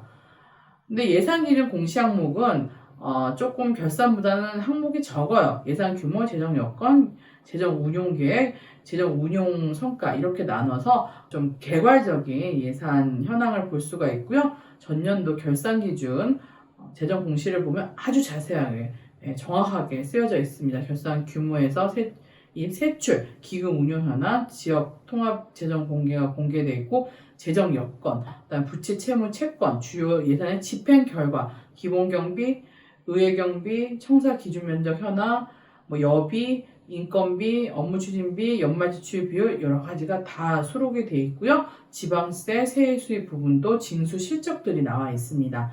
그다음에 복지 민간 지원 부분에서 얼마가 지출이 됐는지도 다 알 수가 있죠. 그다음에 재산, 물품, 공공기관, 재정 성과 관련된 평가 내용들이 다 수록이 되어 있으니 재정 공시를 시간 나실 때 보시면 한눈에 한 번에 충북도 재정 형편을 상황을 알 수가 있으실 겁니다. 네, 드디어 충북도 예산을 살펴보도록 하겠습니다. 저는 행안부 사이트 지방재정 365로 들어왔는데요. 네이버 다음 구글에서 지방재정 365를 검색하시면 쉽게 들어갈 수가 있어요. 여기 들어가셔서 지방재정 통합공시 단체별 현황으로 이동을 하시면 단체별 현황 2021년 예산기준 충북 본청을 조회하시면 이렇게 지도가 뜹니다. 충북 본청의 재정 규모는 6조 6,536억 원이에요. 일반에게 특별에게 기금을 다 합한 규모고요. 지방세는 1조 3,732억 원 정도가 되네요. 세액 수입은 1,022억 원입니다. 그렇게 세액 수입이 큰 데는 아니에요. 이전 수입, 의존 재원이라고도 하고 이전 재원이라고 하고 이전 수입이라고도 하는데요. 중앙에서 온 돈을 말을 하는 거죠. 그래서 3조 8,641억 원이 중앙에서 이전해온 재원입니다. 교부세 또는 보조금이 되겠죠. 인구는 한 160만 정도가 되네요. 충북 전체 그 재정 규모를 지방재정 365를 통해서 쉽게 알 수가 있습니다. 네, 충북도 세입을 알아보겠습니다. 일반 회계 기준으로 알아볼 텐데요. 이 내용은 재정 공시 세입 규모입니다. 그래서 세입 재원별, 연도별 현황을 알아볼 텐데 단위는 100만 원이에요. 그래서 전체 세입 재원 합계는 2021년 기준으로 해서 5조 1,987억 정도가 되네요. 여기서 지방세, 세액 수입, 지방교부세, 조정교부금 등 보조금, 지방채, 보전 수입 등 내부금액이 구성이 되어 있는데요. 각각의 비중을 볼 필요가 있습니다. 그래서 지방세는 전체 예산의 26.41%를 차지하면서 1조 3,731억 원 정도네요. 지방세가 좀 비중을 많이 차지하죠. 그다음에 세액 수입은 1.35%로 되게 적어요. 그래서 701억 정도고 지방교부세가 참 많습니다. 지방교부세는 6,825억 정도가 되고요. 13.13%를 차지하고 있습니다. 우리 충북도라 조정교부금은 없죠? 청주시를 예를 든다면 청주시가 충북도에서 받는 것이 조정교부금이 되겠죠. 그러면 보조금이 엄청 많습니다. 2조 8,949억 정도, 전체 절반 이상을 차지하고 있습니다. 네, 세입 재원별 현황을 한눈에 한번 그래프로 보시면 좀 더 쉽게 볼 수가 있죠. 보조금이 거의 절반 이상을 차지하고 있고, 일반에게는 5조 1,987억 정도인데 대부분이 보조금, 그리고 두 번째가 지방교부세, 그래서 의존 재원이 좀 많은 곳이라고 볼 수가 있겠네요. 이제 충북도 세출 현황을 보겠습니다. 분야별로 알아볼 텐데요. 세출 분야도 일반회계 기준입니다. 단위는 100만 원이고요. 2021년 세출 합계는 5조 1,987억. 앞에 세입하고 똑같죠? 예, 맨 처음 지방자치단체는 세입 세출이 똑같이 편성을 합니다. 그럼 분야를 볼까요? 이 중에서 분야별로 가장 비중이 큰 분야는 뭐죠? 네, 사회복지 분야죠. 35.60%를 차지하는데 1조 8,510억 원 정도입니다. 그 다음은 뭐가 제일 많을까요? 충북도는 네, 공공질서 및 안전 12.04%로 6,258억 원 정도. 그리고 또 비중을 차지하는 게 농림해양수산 분야네요. 11.35%로 5,899억 원. 이 정도를 비중을 차지하고 있습니다. 그래서 분야별로 이렇게 비중을 보시면 이 단체장의 의지가 어느 분야에 집중되어 있구나, 이런 부분들도 생각할 수 있습니다. 분야별 현황 쭉 보시면 이게 파란색으로 제일 큰 데가 사회복지 분야고, 그다음에 공공질서 및 안전, 농림해양 분야, 이렇게 딱 직관적으로 알 수가 있겠죠? 우리 충북도의 재정 정보 공개 부분을 보면 앞서 말씀드린 재정 공시도 여기에 있죠. 같이 주민 참여 예산에 대한 설명과 또 내용들이 아주 상세하게 담겨져 있습니다. 예산에 대해서 운영 체제, 또 위원회 소통방도 있고 도민 제안방도 있고 관련된 자료실도 있네요. 다음은 예산 낭비 신고 제도를 알아보겠습니다. 예산 낭비 신고센터는 예산 낭비 및 불법 지출, 보조금 부정 수급 등 무분별한 예산 낭비를 막고 예산 절감이나 수입 증대 관련된 제안 등을 접수 처리하여 건전한 재정 운영을 위해 운영하고 있는 제도인데요. 또 하나의 주민 참여 예산 제도라고 보시면 됩니다. 여러분들이 이제 낭비 신고를 하시면서 낭비를 막을 수가 있는 거죠. 그 신고 방법은 충북도 홈페이지 들어오셔갖고 민원 신고, 예산 낭비 신고 이렇게 찾아 들어가시면 되고요. 국민신문고로 바로 들어가셔갖고 예산 낭비 신고 하셔도 되고, 우편 및 직접 방문을 통해서 예산 담당관실로 오시면 돼요. 낭비 신고를 할 수가 있습니다. 또한 각 시군 홈페이지 본청 및 읍면동 오프라인 창구에서도 가능하다고 하네요. 처리 절차를 볼까요? 여러분들이 신고를 했습니다. 충북도 홈페이지, 신문고, 우편 직접 방문을 통해서 신고를 하면 접수가 됩니다. 그러면 관련 부서에서 자료 조사를 하죠. 그리고 현장 방문도 필요시에는 하고 있고요. 낭비 여부를 판단을 합니다. 그 다음에 조치 결과를 신고인에게 30일 이내에 통보를 하는데, 심각한 문제다, 그럼 감사 의뢰까지 하고, 또 사후 관리로서 이런 사례들을 공개하면서 공유를 하고 있네요. 그래서 문제 분야 실태 점검 등 제도 개선 권고 등을 계속 사후 관리를 하고 있습니다. 여기서 중요한 건 포상금 지급 부분도 있는데요. 예산 절감, 수입 증대에 기여한 타당한 신고, 또 우수 제한의 경우 예산 성과금, 신고 포상금을 지급합니다. 충북 예산 낭비 신고센터 관련돼서 또 유튜브도 아주 쉽게 재밌게 구성을 해놨어요. 유튜브 들어가셔서 또 쉽게 알아보셔도 좋습니다. 신고 사례를 볼까요? 충북 땡땡연합회 보조금 부정수급 사례입니다. 신고 내용은 행사 추진을 위해 필요한 전세버스를 2세대 임차 후에 4대를 임차한 것을 허위 지출해서 보조금을 수령했네요. 조치 결과는 사실조사에서 버스 임차료 결제 시 4개 지회에서 한 대씩 추가 결제를 하고 현금으로 돌려받은 사실을 확인한 거죠. 아주 이건 부정수급을 큰 문제입니다. 네, 조치 결과를 보면요. 사실 조사를 해봤더니 실제로 버스 임차료 결제 시에 4개 지회에서 한 대씩 추가 결제를 하고 현금으로 돌려받은 사실을 확인했습니다. 이거는 큰 부정수급, 부적절 사례인데요. 보조금 230만 원을 환수해서 신고자에게 23만 원을, 그러니까 10% 정도를 지급했다는 내용입니다. 더 살펴볼까요? 예산 낭비 신고 사례. 기재부가 작성한 사례들인데요. 땡땡시의 각 세대의 배부 수돗물 품질 보고서 정보 제공 방법 개선으로 예산 절감 사례입니다. 신고 내용은요. 땡땡시가 각 세대에 배부하는 수돗물 품질 보고서가 있어요. 이거를 시정 소식지를 활용해서 별도의 보고서를 제작하지 않고 시정 소식지에 게재를 하면 예산 절감 효과를 가져올 수 있다는 내용이죠. 그래서 조치 결과는 땡땡시는 이제 계속적으로 보고서를 발간해 정보를 제공하고 있는데 매년 1회 이상. 근데 신고인의 이제 의견은 이런 보고서들을 요약해서 시정 소식지에 요약본을 수록하는 게 좋겠다는 내용이었죠. 그래서 이를 받아들여서 19년부터는 요약본을 수록하고 보고서를 PDF 파일로 제작을 해서 시청 홈페이지에 제공토록 하면서 예산을 절감하도록 결정을 했다는 겁니다. 아주 이런 어떤 생활 속에서 발견한 이런 예산 절감 사례 아주 훌륭한 것 같습니다. 장애인 보조기기 전체 교체다. 예산 낭비 사례인데요. 신고 내용은 이제 장애인 보조기기 사용자신가 봐요, 이분이.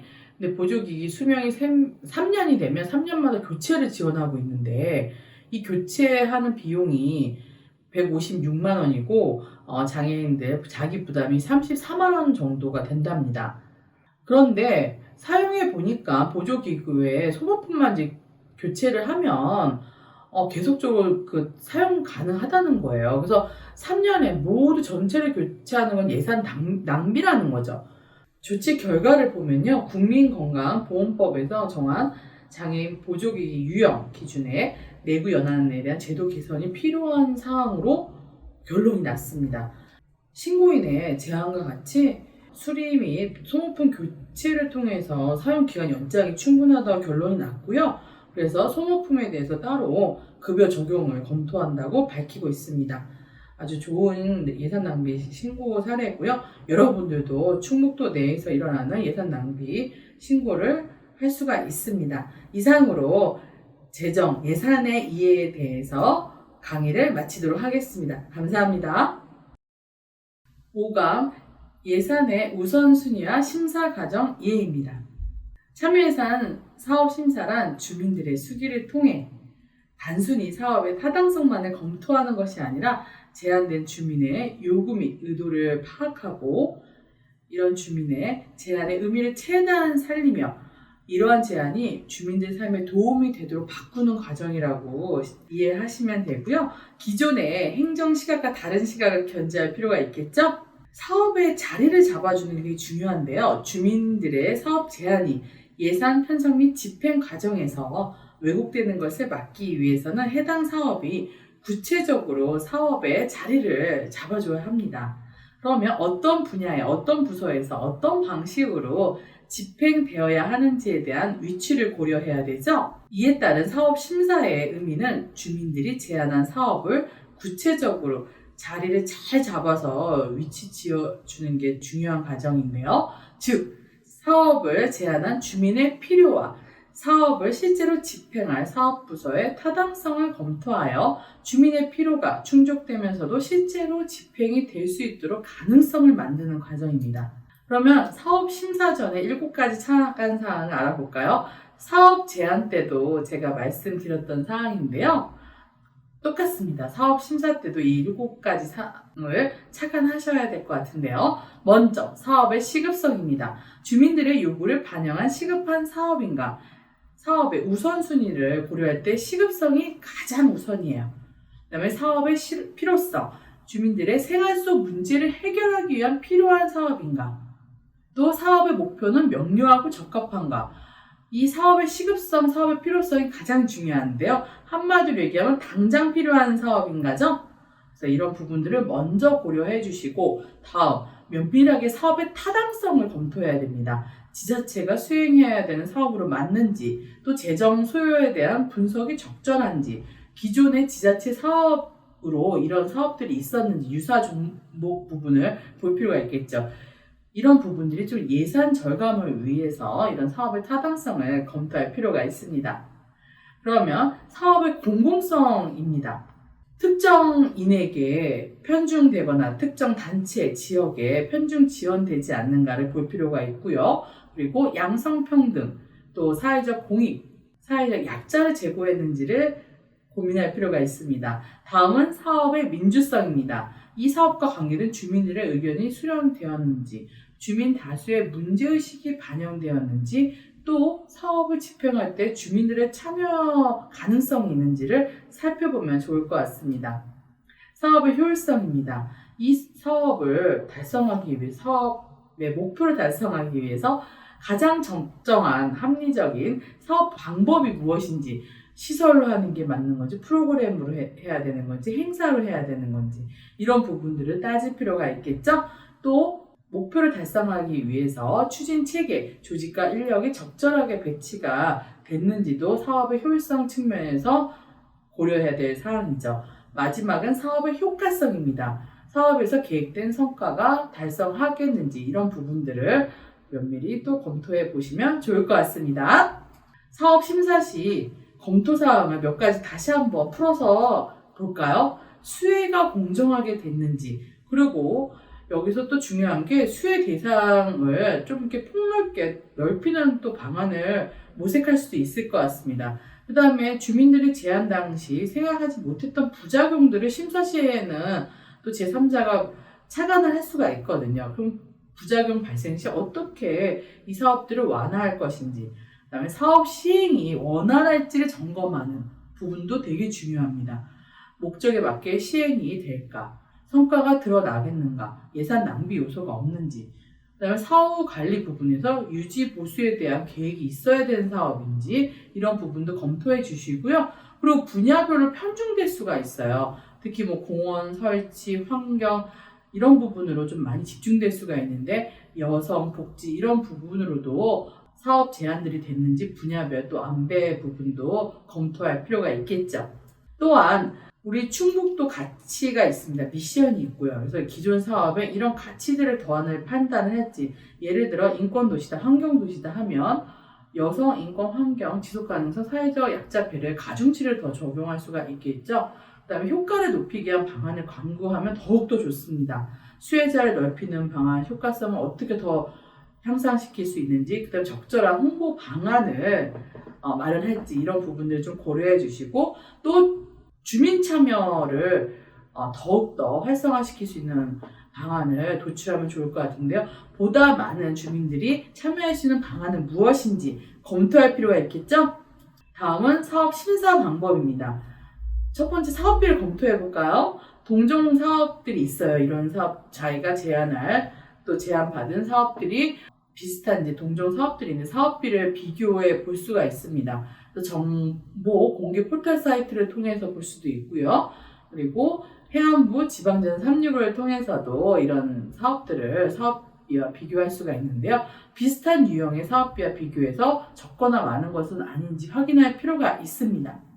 두 번째, 사업 내용을 검토하는 건데, 이 사업 내용이 적절할지를 판단할 때 사업 내용이 공익적이고 제도의 취지에 반하지 않고 사회적 약자를 배려하고 다수의 주민들이 공유할 수 있는 사업인지 내용인지 판단해 보시기 바랍니다. 또한 운영 계획에서 우리 충북도 주민참여예산 운영 계획에서 명시된 부적격 사업들이 있어요. 그런 사업에 해당되는 사업이 아닐까, 이런 부분도 걸러질 필요가 있겠죠? 사업 효과성 검토입니다. 사업 효과가 예산 투입에 또 비례하는지, 우리 각 참여예산 위원님들이 살고 있는 지역의 관점으로만이 아니고 도 전체의 관점에서 공공성을 고려해서 지역별 배분과 지역 균형 발전을 고려해야 되고요. 투여되는 예산에 비해서 효과가 적을 경우에도 이런 부분에서 조정을 하셔야 될 것 같습니다. 또한 사업 대상 주민들이 사업의 취지와 효과에 동의하는가, 또 민원이 발생할 수도 있죠. 이런 것들의 해소 방안도 마련이 필요합니다. 또한 이 사업의 이유가 타당한지, 효과는 분명한지에 대해서 또 고려할 필요가 있겠습니다. 또 사업부서 검토견을 적극적으로 참고를 해야 되는데요. 사업이 선정할 때 실제로 그 사업을 추진할 부서의 의견이니까 아주 중요하죠. 소요 사업비, 사업의 적격성, 그다음에 부적격 의견이 제출될 경우에는 그냥 뭐 부적정하다고 판정 내리시는 게 아니고요. 더 명확하게 확인 작업을 하시면 좋을 것 같습니다. 마지막 현장 심사입니다. 시설비 사업이 특히 그런데요. 도로보수, 시설기능 개선, 리모델링, 주로 사회 기반 시설이나 인프라 구축 사업에 대해서 현장에 가서 사업 내용과 현장의 일치성을 볼 필요가 있고, 또 지난 연도 사업과 연속성을 볼 필요가 있고요. 그다음에 관계된 지역 주민 의견 청취가 필요할 것 같습니다.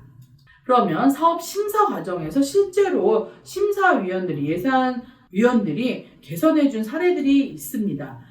엘리베이터에 후사경을 설치해 주세요 하는 사업이었는데요. 사업비가 실제로 보니까 제품 단가 부분이 높았던 거예요. 그래서 기존 3억을 제시했지만 3억 5천으로 제품 단가를 확인해서 더 높여줬죠. 그리고 사업 내용을 수정할 필요가 있는데요. 제한 동기에 대한 구체적인 설명, 기간 산정, 상세 사진 등을 첨부해서 또 효과성까지 제시를 했대네요. 길거리 문화 재창출의 사업인데요. 원래 이 제안 사업은 엄청 사업명이 길었습니다. 근데 간결하게 변경해주고 사업비도 수정을 했어요. 좀 더 현실적으로 따져보니까 더 많았던 거예요. 그래서 5억에서 한 6억 가까이로 증액을 했습니다. 또 사업 내용을 수정을 했고요. 또 관련돼서 보완해서 사진 첨부도 하고, 또 공공성, 효과성에 대해서 더 구체화시켜서 기술해주기도 했다고 하네요. 그리고 관련된 세부 자료도 추가했습니다. 네, 이상으로 우리 사업 심사에 대해서 강의를 했고요. 끝까지 경청해 주셔서 감사합니다. 6강 성인지 예산 제도의 이해입니다. 성인지 예산 현황을 전 세계 현황을 볼까요? 그 중에서 OECD 회원국 성인지 예산 운영 현황인데요. 50% 이상이 이 성인지 예산서를 운영하고 있습니다. 스웨덴, 포르투갈, 노르웨이, 멕시코, 우리 한국, 일본, 이탈리아, 이스라엘 등 50% 이상이 성인지 예산을 운영하고 있고요. 호주, 스위스, 체코 이런 데가 미실행하고 있고, 고려 중인 데가 터키, 프랑스 정도네요. 그래서 전 세계적으로 많이 성인지 예산을 운영하고 있다고 보시면 됩니다. 그럼 성인지 예산 제도의 이해에서 성인지 예산 제도의 개념부터 알아볼까요? 성인지 예산 제도는 예산이 여성과 남성에게 미칠 영향을 미리 분석하여 이를 예산 편성에 반영함으로써 여성과 남성이 동등하게 예산의 수혜를 받도록 하는 제도입니다.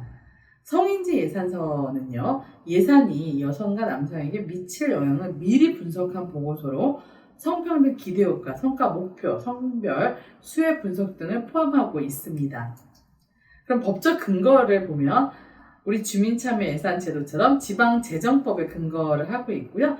제36조 2항, 그리고 지방자치단체 기금관리기본법 제8조 2항, 이렇게 시행령 등에도 다 법적 근거가 마련이 되어 있고요. 지방회계법 제18조에 또 근거가 있습니다.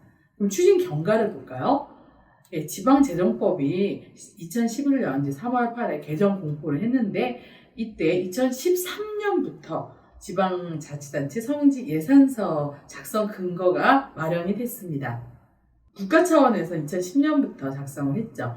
지방재정법 시행령 개정 공포를 또 11년도 9월달에 했는데요. 2012년도 지방성인지 예산서 시범 작성 및 제출을 하게 됩니다. 시범적으로 이제 2012년부터 도입이 된 거죠. 그 이후 2014년부터 지금의 현재에 이르기까지 성인지 예산서를 작성하고 의회에 제출하고 있습니다.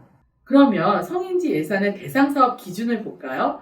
일반에게, 기타 특별에게, 기금에게 다 대상이 되는데요. 성인지 예산서 작성 대상 사업은 세부 사업을 기준으로 작성을 합니다. 대상 사업은 세 가지로 구분이 될 수 있습니다. 양성평등 정책, 기본기획 추진 사업, 성별 영향평가 사업, 자치단체가 별도로 추진하는 사업, 이렇게 구분이 되고요. 양성평등 정책 같은 경우에는 제2차 양성평등 정책 기본계획에 따라서 연도별로 지방자치단체 시행계획 추진 사업을 말합니다.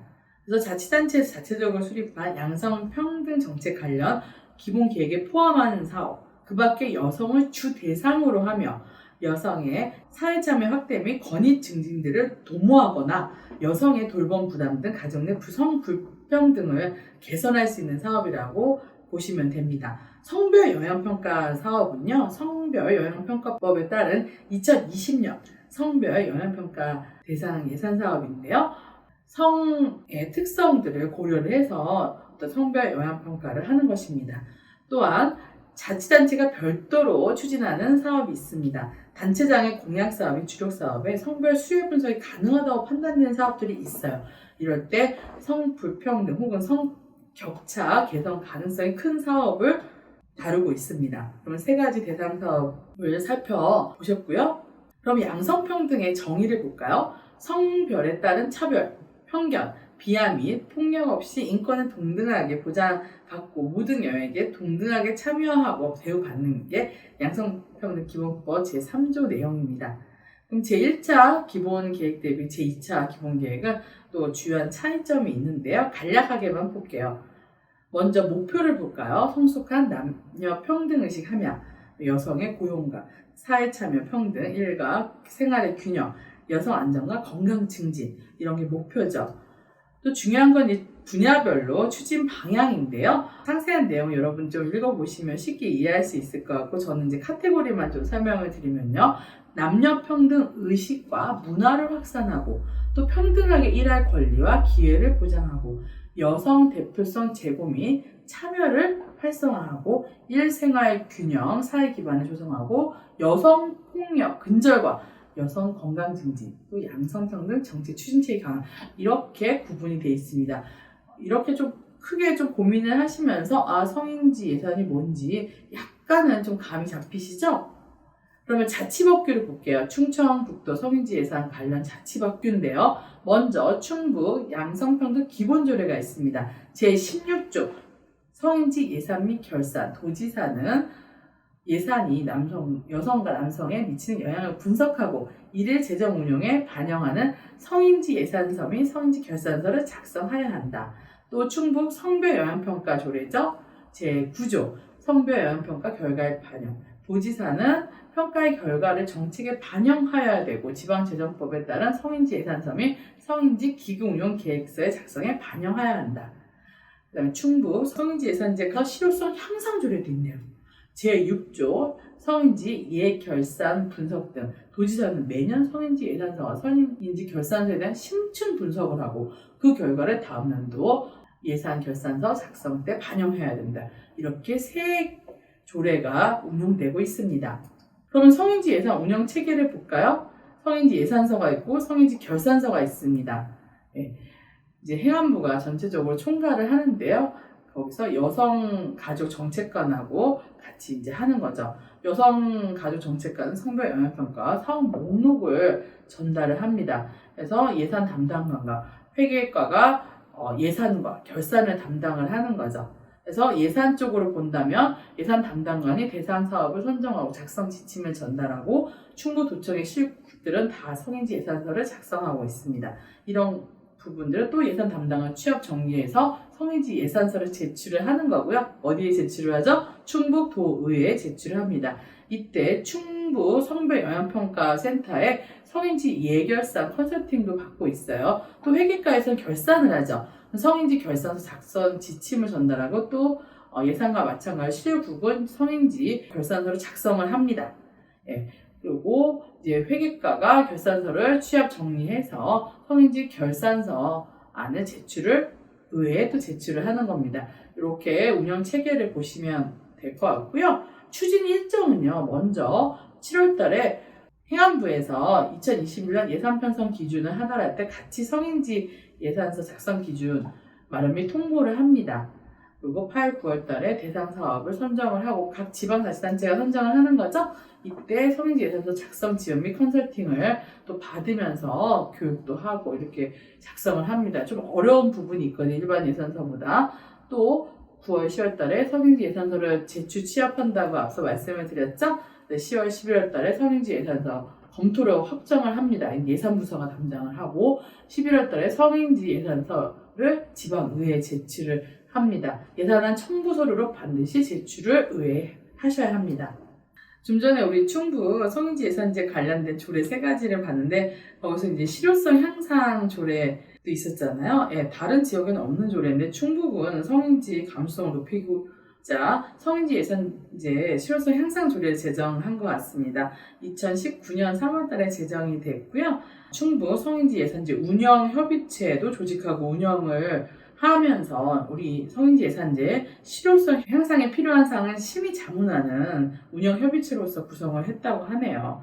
그래서 이런 부분들 성인지 예산제가 형식적으로 그냥 예산서가 작성되는 게 아니라 실효성을 높이기 위해서 도 차원에서 노력을 많이 하고 있는 것 같습니다.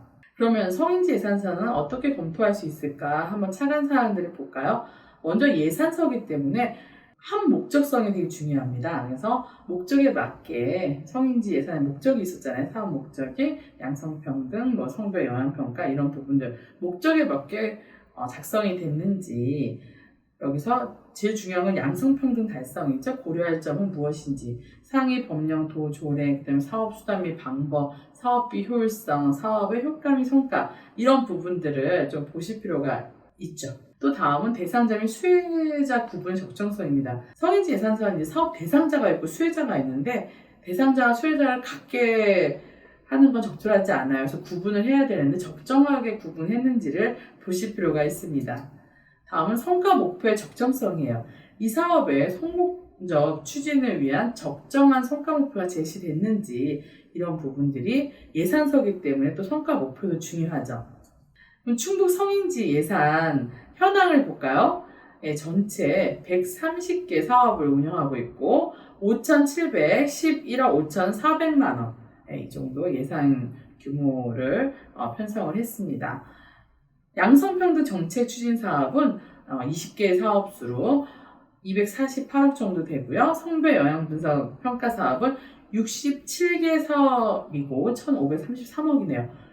충북은 자치단체 별도 추진 사업이 많습니다. 사업수는 43개지만 예산액은 3,930억으로 예산액이 많이 차지하고 있습니다.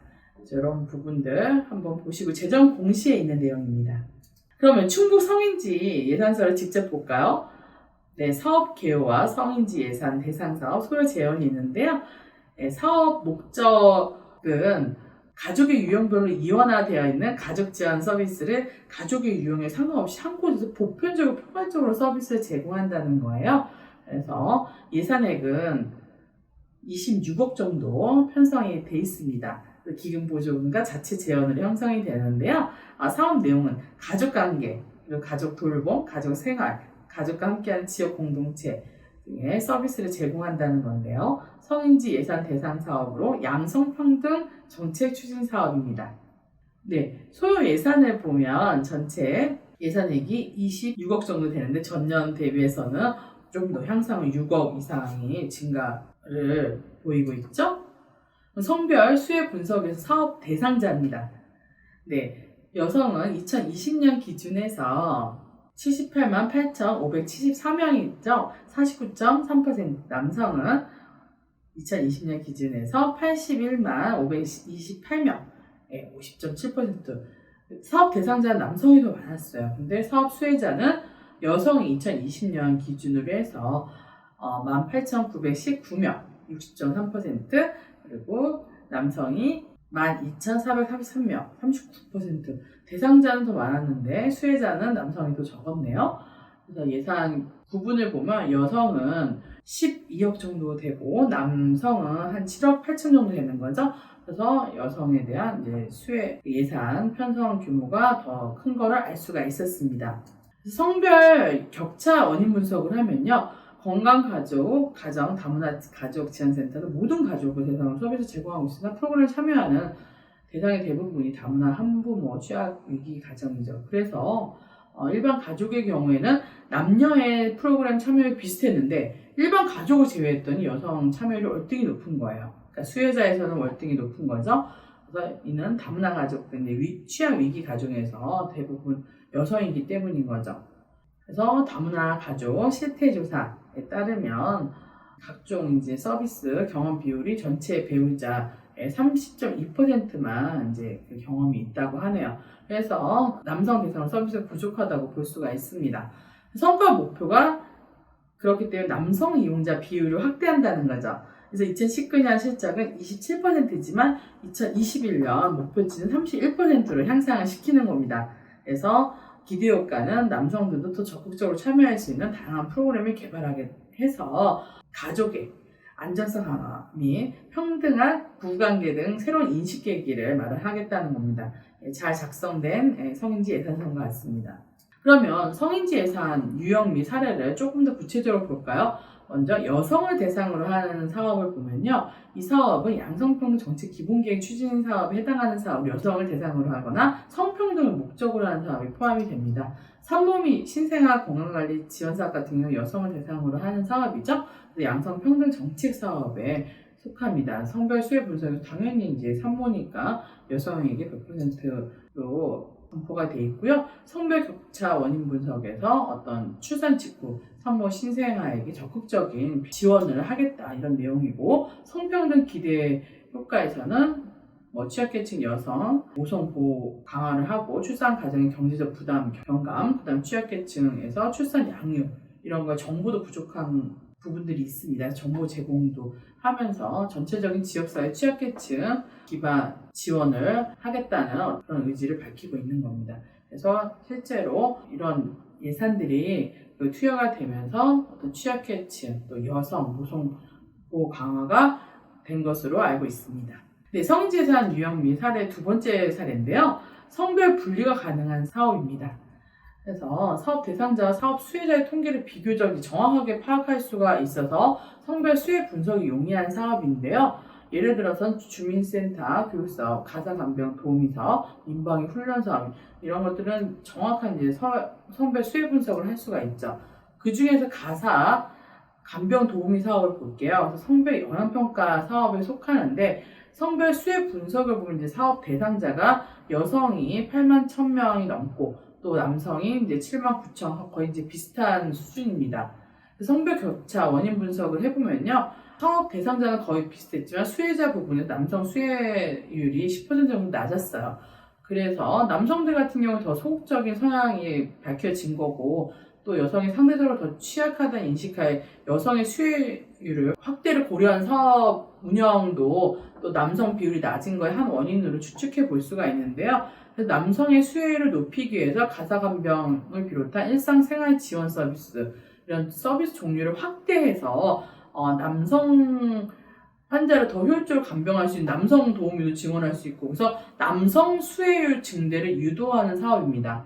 성평등 기대 효과는 저소득 취약계층에게 가사간병 서비스 등 가정과 일상생활의 편의 제공도 하고, 또 적극적으로 그 서비스의 다양화를 통해서 양성평등, 남성에게 더 또 수혜가 갈 수 있는 그런 효과를 유도한 거죠. 이런 부분들이 아주 중요한 것 같습니다. 그러면 쭉 이제 성인지 예산이 뭔지는 이제 이해가 되시죠? 그러면 성인지 관점에서 사업을 제안하는 게 무엇일까요? 성평등적 예산 편성과 집행 및 평가를 위한 성인지 예산은 예산에 대한 새로운 관점이라고 볼 수가 있어요. 성인지 예산은 여성에게 유리하게 예산을 쓰라는 의미는 절대 아닙니다. 예산을 운영하는 전 과정에서 특정 성에게 불평등한 결과를 초래하지 않도록 유의하라는 의미고요. 예를 들어서 보도블록을 설치할 때 여성이 주로 신고 다니는 하이힐이 끼지 않도록 설계, 여성의 특성을 고려한 거죠. 또 아이를 돌보는 아빠가 편리하게 이용할 수 있도록 남성 화장실에도 기저귀 교환대를 설치하고, 항상 여성 화장실에서만 있었잖아요. 이제 그런 편견을 깨는 거죠. 그럼 실제 예시를 볼까요? 네, 아빠와 함께 가는 화장실. 가족 단위로 외출하는 경우 부부가 같이 아이를 돌보는데 여성 화장실에만 아기를 위한 변기 및 기저귀 교환대가 설치가 된 거죠. 그래서 아빠와 동행하면 너무 아빠가 이런 시설이 안 돼 있어서 힘든 거예요. 그래서 성별 영향 분석 평가를 하고 난 후에는 보건국민회관 체육문화회관에는 남성 화장실에도 아기 기저귀 교환대를 설치를 했다고 합니다. 또 다음, 성인 남성 중심의 지하철 손잡이 개선. 예전에 손잡이 되게 높이 있었잖아요. 근데 지금은 이렇게 높낮이가 낮게 설치가 돼 있는데 이것도 성인 남성 위주로 약 167cm 정도로 설계를 한 거예요. 그래서 어린이들, 노인, 또 여성들도 신장이 작은 여성들은 좀 불편함을 토로했었는데 성별 영양 분석 평가 이후에 5호선부터 8호선 각 객차마다 낮은 손잡이도 설치를 했다고 합니다. 해외 사례를 볼까요? 양성평등 안내판. 예전에 안내판에 비상구에는 남성만이 등장을 하고 또 아이를 안고 있는 건 여성만이 표지판에 등장을 했는데 성별 영향평가를 하고 나서 각종 안내판 디자인이요 성평등을 강조하는 내용으로 다 바뀌었습니다. 그래서 아기를 안고 있거나 기저귀를 가는 지하철 이제 화장실 안내판의 주인공이 여성에서 남성으로 바뀌고 뭐 양성이 될 수도 있겠죠. 그리고 지팡이를 짚는 경로서 안내 표지 주인공은 할아버지에서 할머니로 바뀌기도 하고 이렇게 체인지가 된 거죠. 우리도 양성평등 픽토그램 디자인을 많이 활용을 합니다. 그래서 여성, 남성 구별 없이 양성평등을 구현하는 어떤 디자인들을 보고 있어요. 저 비상구에도 여성, 남성 손잡고 뛰고 있네요. 엑시트에서. 이렇게 양성평등 부분도 계속적으로 이런 디자인을 통해서 보여주고 있습니다. 성인지 예산제도와 참여예산제 연계가 되게 중요해요. 그래서 이렇게 연계를 하면 신규 예산 편성의 효과도 있을 수 있고요. 그리고 주민참여예산제도의 사업의 성과 관리가 실제로 될 수도 있습니다.